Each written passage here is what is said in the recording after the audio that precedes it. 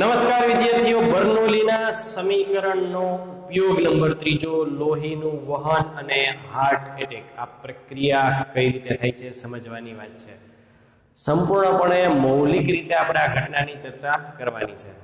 શરીરના જુદા જુદા ભાગોમાં રહેલી ધમનીઓ અને શિરાઓ લોહીના વહન હૃદય સુધી લઈ જવા અને પરત આવવા માટે જવાબદાર છે. આ ધારો કે આવી જ કોઈ એક શિરા છે અને શિરામાંથી અંદરથી લોહી રક્ત પસાર થઈ રહ્યું છે. આ જે શિરા છે એના આડછેદનું ક્ષેત્રફળ a છે.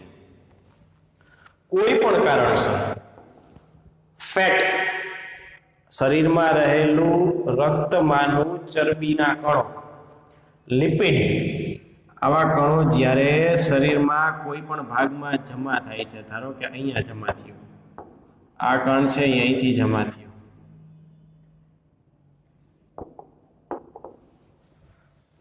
હવે આ વિભાગની સામે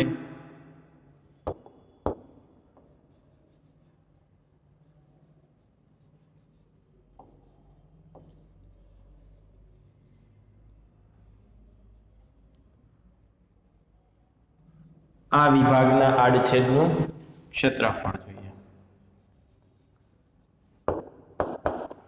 આડછેદનું ક્ષેત્રફળ આના કરતા જ્યારે આ લિપિડ આડું આવ્યું ત્યારે આડછેદનું ક્ષેત્રફળ ઘટ્યું.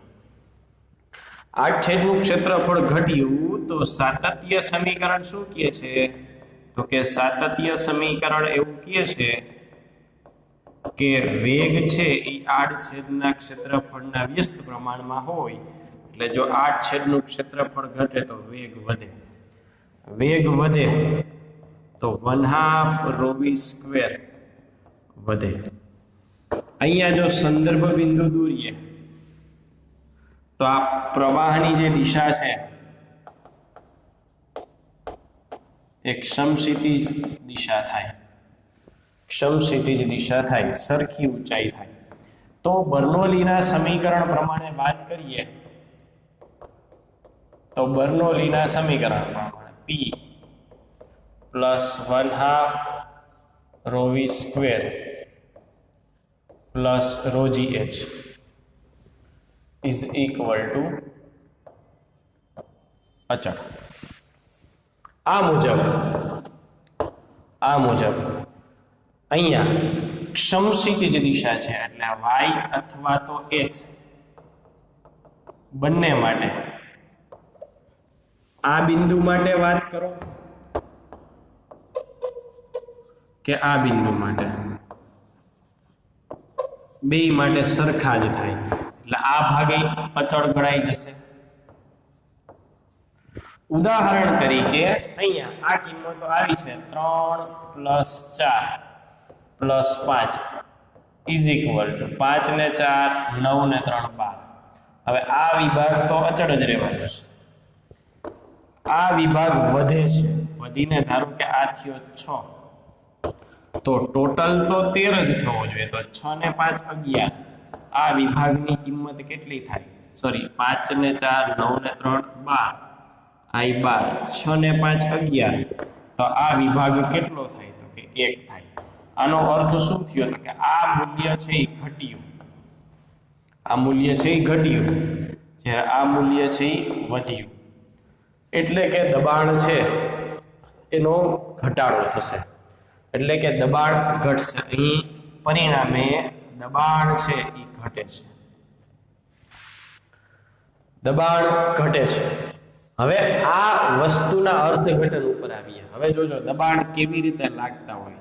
તો કે આ જ નળીને હું ફરી પાછી અહીંયા દર્શાવું છું. આ દર્શાવ્યું, એક દબાણ છે એ બહારથી લાગે છે અને એક દબાણ અંદર રક્ત દ્વારા લાગે છે. આ ઘટ્યું એ કોની વાત થઈ? તો કે આપણે અંદરથી પસાર થતા લોહીની વાત કરીએ છીએ.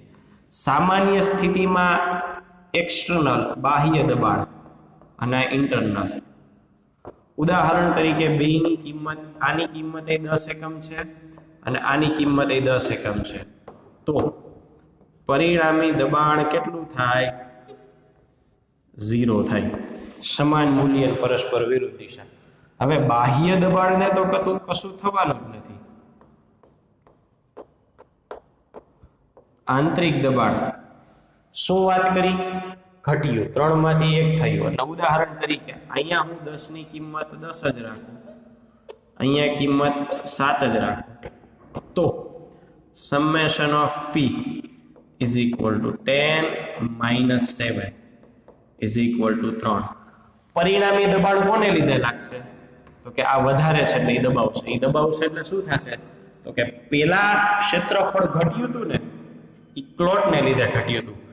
હવે તો દબાણી એને દબાવે છે, આ વિભાગે દબાવશે એટલે નળી શું થશે?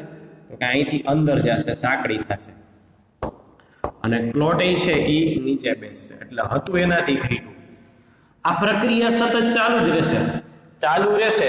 ક્ષેત્રફળ વળી પાછું ઘટ્યું, વળી પાછો વેગ વધશે, 1/2 ρv² વધશે, દબાણ ઘટશે. દબાણ ઘટે એટલે વળી 7 માંથી આ 5 થયું, તો 7 માંથી આ 5 થશે એટલે વળી પાછો ધક્કો લાગશે, એટલે વળી પાછું ઘટશે. એટલે આ જે લાઈન છે એ વળી પાછી નીચે આવશે. એમ કરતા કરતા કરતા સાવ બંધ થઈ જશે. એટલે ખરેખર છે શું? તો કે લિપિડ અથવા તો ચરબીના કણો, કોલેસ્ટ્રોલનું એક જ કણ આવે ને પછી બાકીનું હાર્ટ એટેક લાવવાનું કામ ફિઝિક્સનો તરલનો સિદ્ધાંત કરે છે. બરાબર? આ કોલેસ્ટ્રોલનું એક કણ આવી ગયું પછી આ દબાણનો ફેરફાર એવો થાય કે એ જ ધમનીને દબાવતો જાય છે, દબાવતો જાય એટલે ધીમે ધીમે સંકોચાઈ જાય છે.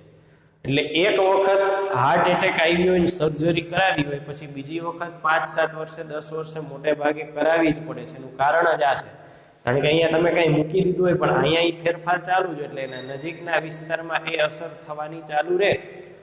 એટલે એક વખત ખાલી નળીને સાંકડી કરવા માટે અહીંયા કોલેસ્ટ્રોલ આવ્યો, પછી સતત આનું ક્ષેત્રફળ એટલે કે એને સંકોચવાનું કામ દબાણનો તફાવત કરી રાખશે. અને આ કારણે લોહી પૂરતા પ્રમાણમાં હૃદયને ન પહોંચે, એટલે લોહીનું વહન ધીમું પડે, અટકે, અથવા તો વધુ દબાણપૂર્વક જાય, અતિ વધી જાય, લોહીનું પરિભ્રમણ અતિ વધી જાય અને હાર્ટ એટેક આવે છે.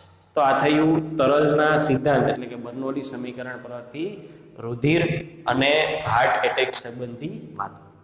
Thank you.